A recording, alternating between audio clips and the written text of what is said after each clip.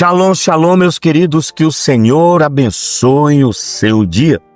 Que você seja muito abençoado com o devocional de hoje e que ele produza crescimento espiritual para a sua vida. O tema de hoje é um tema muito importante para os nossos relacionamentos. Então, nosso tema é 5 pilares de um casamento forte. Eu sou o reverendo Milton Rodrigues e eu pastoreio a comunidade em Nação Ministério Pleno. Nosso ministério fica na cidade de São Sebastião, aqui no Distrito Federal. Também trabalhamos com personalidades restauradas, ou seja, na restauração da mente, das emoções, sentimentos e vontade. E também ministramos e trabalhamos sobre libertação em alto nível. Queridos, o tema é 5 pilares de um casamento forte. Eu gostaria de compartilhar com vocês um texto em Mateus, capítulo 19, versículo 4 até o versículo de número 6.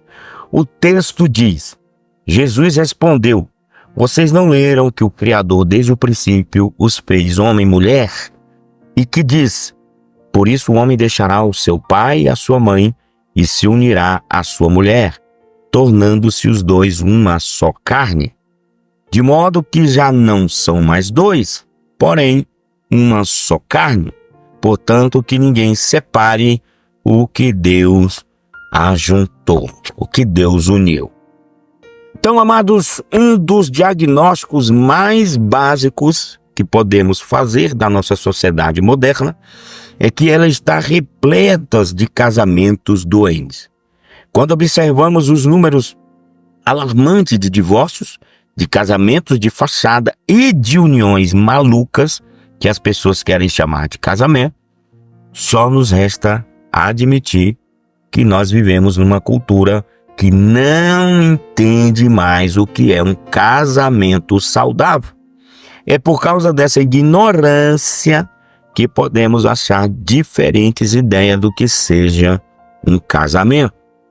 Então, queridos, há aqueles que dizem que o casamento é uma união prejudicial, como se o casamento fosse a receita certa para alguém que queira estragar a própria vida e viver numa prisão. Há aqueles também que dizem que o casamento é uma união dispensável. Eles acham que o melhor caminho é se juntar numa casa, fazer sexo sem compromisso e evitar qualquer aliança ao longo prazo. Há, por outro lado, aqueles que acham que o casamento é uma união descartável. Eles pensam que o casamento é apenas um test drive que fazemos para saber se devemos permanecer com aquela pessoa ou não.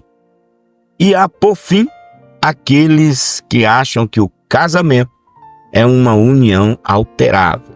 Eles acham que podem casar do jeito deles, seja com um homem, uma mulher, um animal, uma árvore ou qualquer outra coisa que queiram chamar de cônjuge.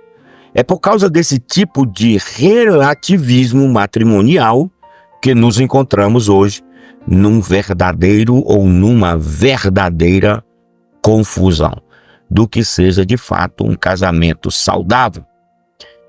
Uma confusão que acaba afetando a estabilidade, a felicidade de toda a sociedade, já que a sociedade é, em sua maioria, um conjunto de casamentos.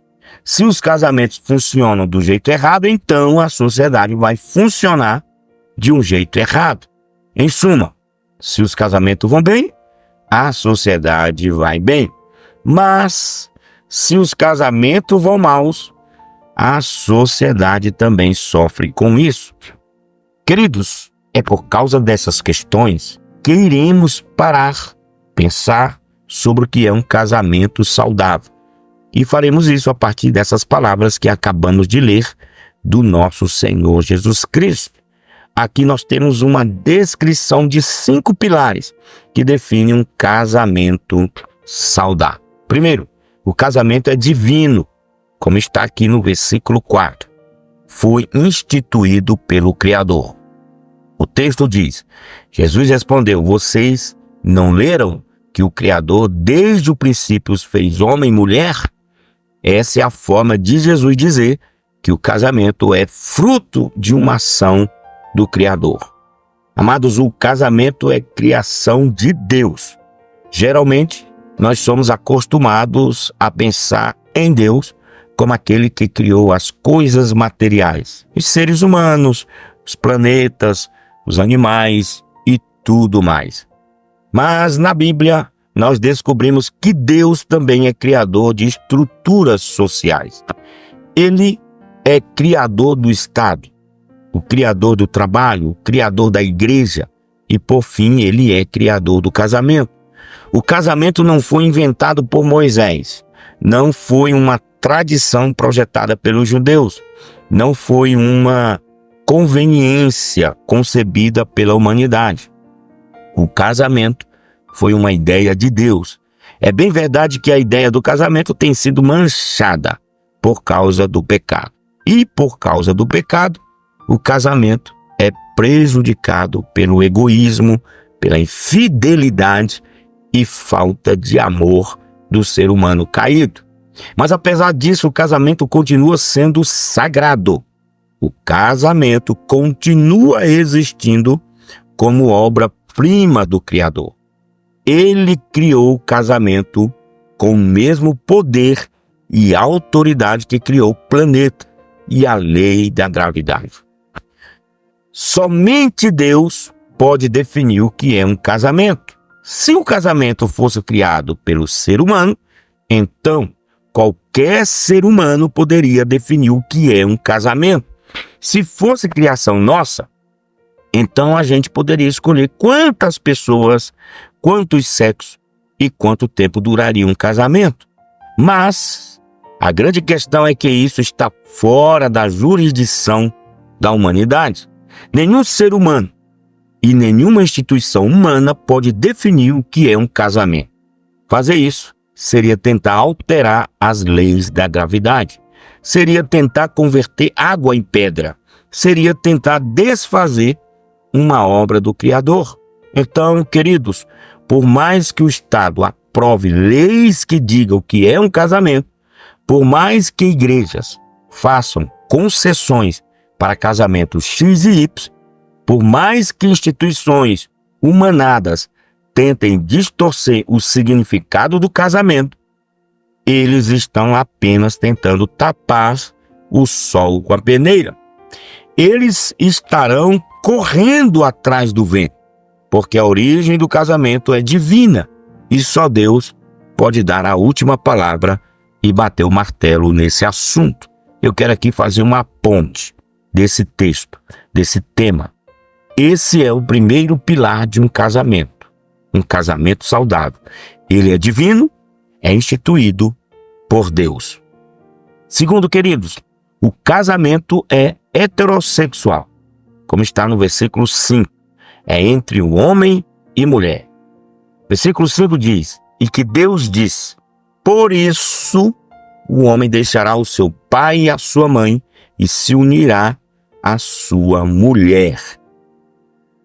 É como se Deus estivesse deixando claro que o casamento não envolve apenas o relacionamento de duas pessoas. O casamento envolve o relacionamento de duas pessoas de sexos diferentes. Homem e mulher, macho e fêmea.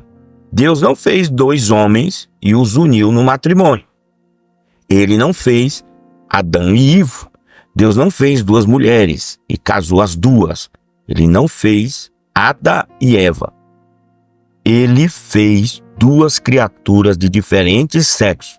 E foi isso que trouxe compatibilidade e capacidade de procriação para aquele casal. Se aquela união tivesse acontecido entre duas pessoas do mesmo sexo, a humanidade teria morrido no primeiro casal. Eles não seriam capazes de cumprir o mandato cultural de se espalhar e povoar a terra, ou seja, multiplicar-se.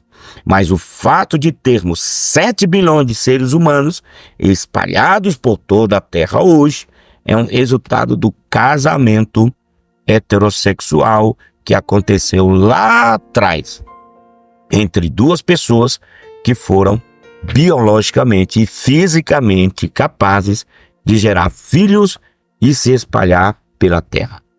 Essa não é uma ideia popular. Na nossa sociedade relativista, o casamento entre duas pessoas de sexo diferente tem sido tratado como uma coisa ultrapassada, como um padrão retrógrado, uma prática que vai contra o processo civilizacional da humanidade. É como se acreditar nessa ideia fosse querer voltar à idade da pedra. Amados, atualmente, o que tem ganhado bastante popularidade, especialmente nos centros acadêmicos, é o casamento homoafetivo. São aqueles que defendem que o casamento pode acontecer com qualquer tipo de sexo, quanto exista amor. Ou seja, tanto faz se é 2 homens se casando ou 2 mulheres se casando. Tanto faz também se é um homem com uma árvore ou uma mulher com um bode. Eles dizem que o importante é ter amor. É assim que nossa sociedade moderna vai, paulatinamente, pisoteando o padrão original de Deus para o casamento. Queridos, e é o nosso papel como igreja termos consciência dessa confusão e fazermos a diferença nessa confusão. É nosso papel como igreja defendermos em nossas famílias, igreja e universidades que o único casamento verdadeiro aos olhos de Deus é entre um homem e uma mulher. Mesmo que isso implique na perda de amizades ou na perda de popularidade. Mas fazemos isso sabendo que estamos obedecendo a Deus. A ponte para esse tópico esse é o segundo pilar de um casamento saudável, macho e fêmea. Mas na sequência do devocional, descobrimos também que é segundo Deus. Então, o casamento é monogâmico. Terceiro tópico, o casamento é monogâmico. Versículo 5, a parte A. Entre um único homem e uma única mulher. O texto diz, versículo 5a, por isso o homem deixará o seu pai e a sua mãe e se unirá à sua mulher. Foi assim que Deus estabeleceu no princípio de tudo. Ele não disse que o homem vai se unir às suas mulheres. Ele não disse que a mulher vai se unir aos seus homens. Ele disse que um homem se une a uma mulher. Essa é a intenção original de Deus para o casamento. A humanidade começa com um casamento monogâmico. Mais tarde, quando a humanidade foi resetada no dilúvio, ela novamente se reinicia em Noé com um casamento monogâmico.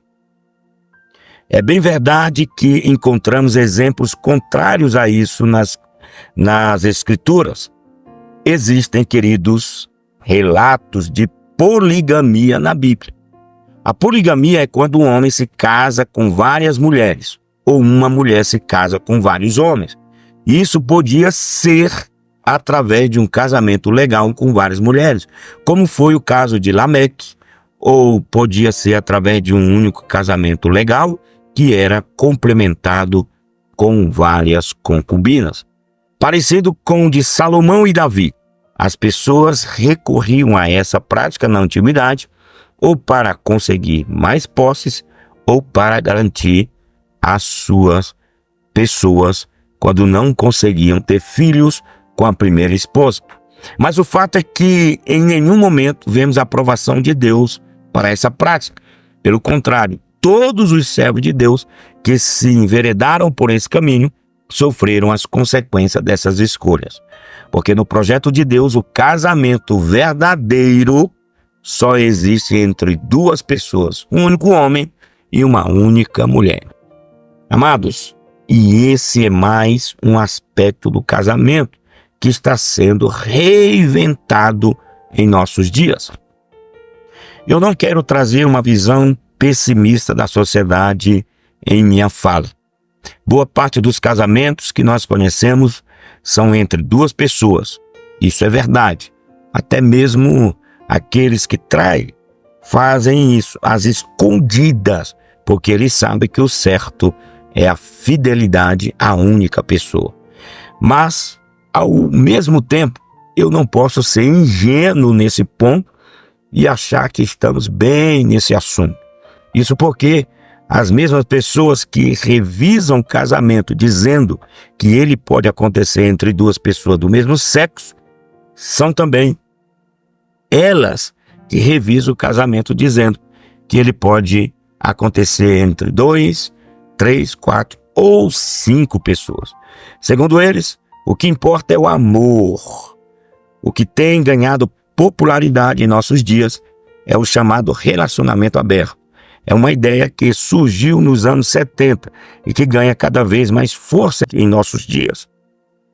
O relacionamento aberto é quando duas pessoas namoram ou casam, mas permanecem abertas a terem relações sexuais com terceiros, sem que isso seja considerado uma traição. Ou seja, aquilo que antes era visto como uma traição, agora é visto como um complemento do casamento. Nesse tipo de pensamento, alguns chegam ao ponto de unirem sexualmente com 4, 5 ou 10 casais numa orgia em grupo que eles chamam de swing. Tanto aqui em Brasília, como na Paraíba, no Rio Grande do Norte, você encontra pousadas que ganham dinheiro sediando essas reuniões sexuais. Um movimento perto e crescente, uma verdadeira afronta ao casamento monogâmico que Deus desenhou no início de tudo. Qual a ponte? Mas prosseguindo na fala de Jesus, vemos outro pilar de um casamento saudável sendo destacado. Quarto, o casamento ele é monossomático. Versículo 5, parte B, e o 6, parte A. Vamos lá. A união mais profunda do mundo. Olha o que diz o texto, versículo 5, a parte B, e o versículo 6, a parte A. Tornando-se os dois numa só carne, de modo que já não são mais dois, porém uma só carne. Nós, amados, podemos dizer que essa é a única exceção à exatidão da matemática. No casamento, 1 mais 1 não é igual a 2. 1 mais 1 é igual a 1. O casamento consiste na fusão de duas pessoas que se tornam uma. Essa é a maneira da Bíblia descrever a profunda intimidade que existe quando duas pessoas se unem no sagrado matrimônio. Como eu já disse, é a união mais profunda do mundo, a união que você tem com a sua esposa ou com seu marido, que é mais profunda do que qualquer outro relacionamento que você possa ter nessa terra. Você não pode dizer que é uma só carne com um filho, uma mãe ou um melhor amigo, porque essa proximidade você só tem com o seu cônjuge. Isso é o casamento. É duas pessoas que estão unidas fisicamente, emocionalmente, psicologicamente e espiritualmente. Queridos, não é só a união de dois nomes num pedaço de papel. É mais do que isso. Laços de alma. É a união de duas pessoas em uma. O corpo dele é o seu corpo. O coração dele é o seu coração. A vida dele é a sua vida. É essa unidade que forma uma nova célula familiar na sociedade. É o que representa a aliança e o pacto no qual essas duas pessoas estão inseridas. É o fato de serem uma só carne. Queridos, nós vivemos numa cultura que tem sede por individualidade.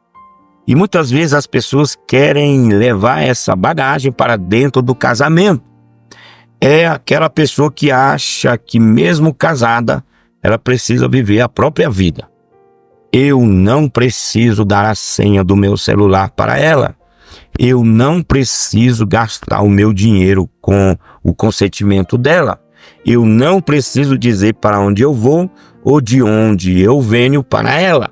Eu não preciso viver na sombra dela. Ou eu preciso ser eu mesmo.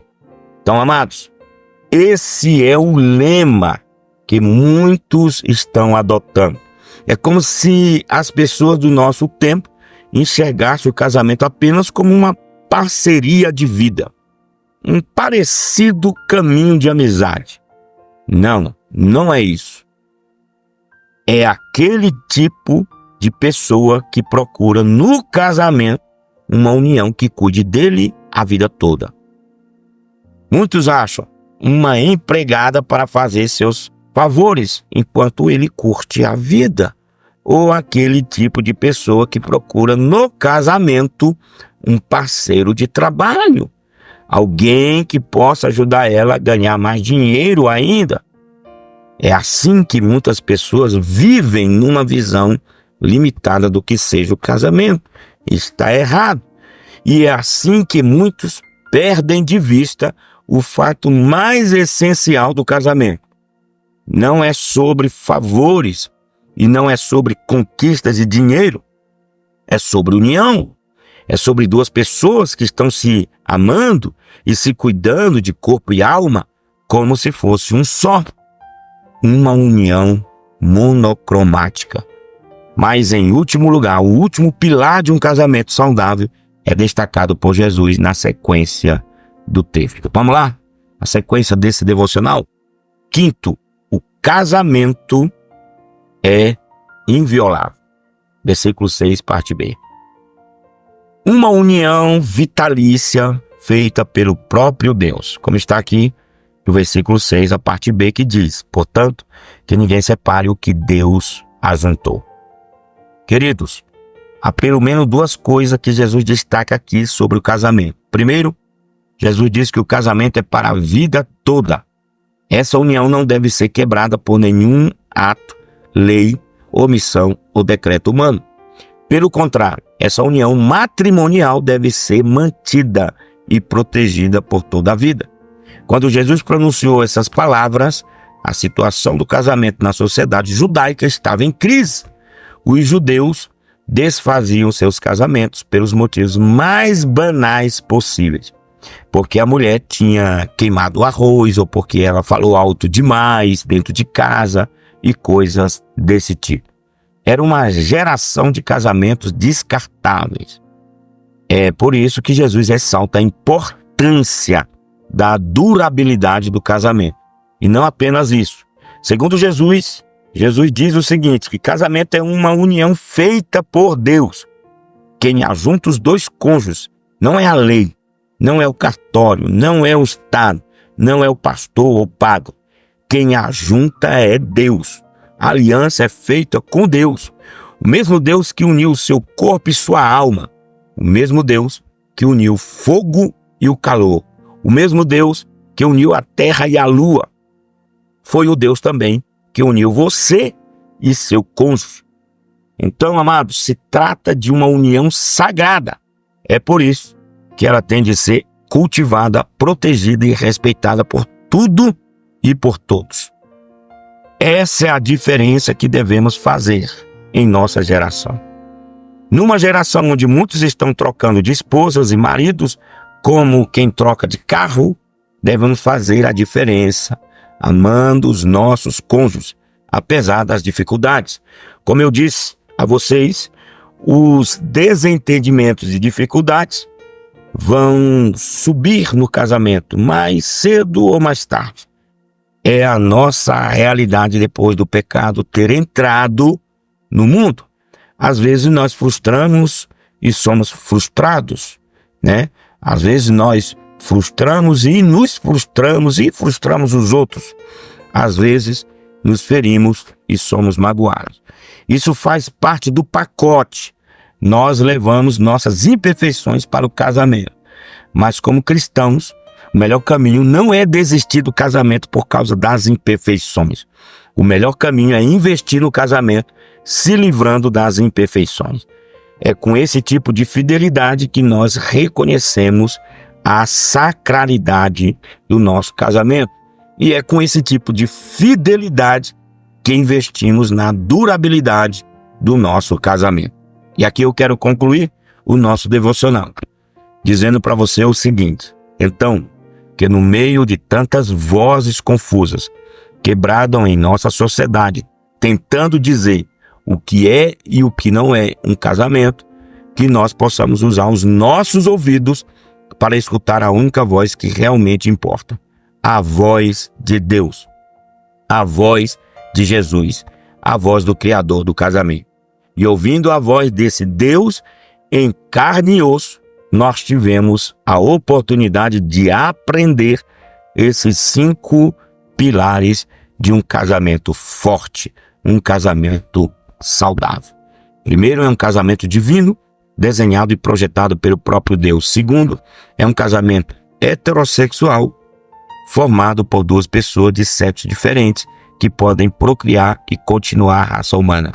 Terceiro, é um casamento monogâmico, formado por um único macho e uma única fêmea que prometem fidelidade irrestrita um ao outro. Quarto, é um casamento monocromático, que representa a união mais profunda que um ser humano pode ter com o outro. E quinto, é um casamento inviolável, feito pelo próprio Deus para durar a vida toda. O meu desejo é que Deus use essas verdades para fortalecer o nosso entendimento nesse assunto e que assim nós possamos fazer a diferença numa sociedade relativista que batalha cada vez mais contra os propósitos de Deus para o casamento, a família e a sociedade.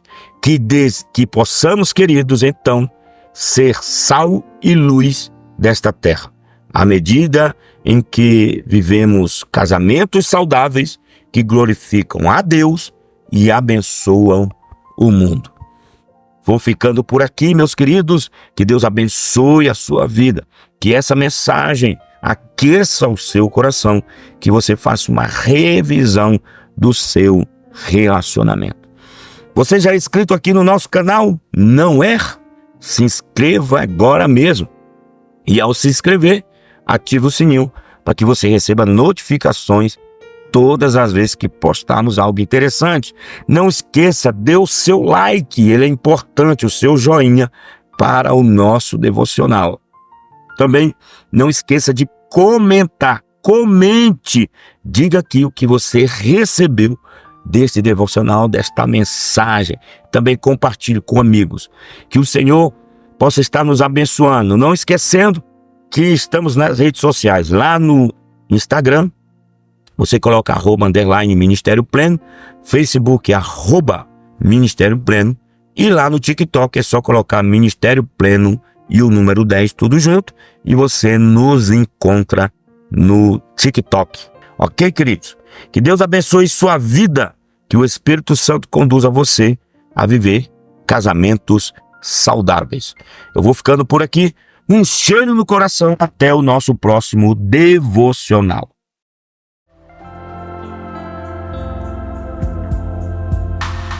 Espírito, enche a minha vida. Espírito, enche a minha vida. Enche-me com teu poder, pois de ti eu quero ser. Espírito,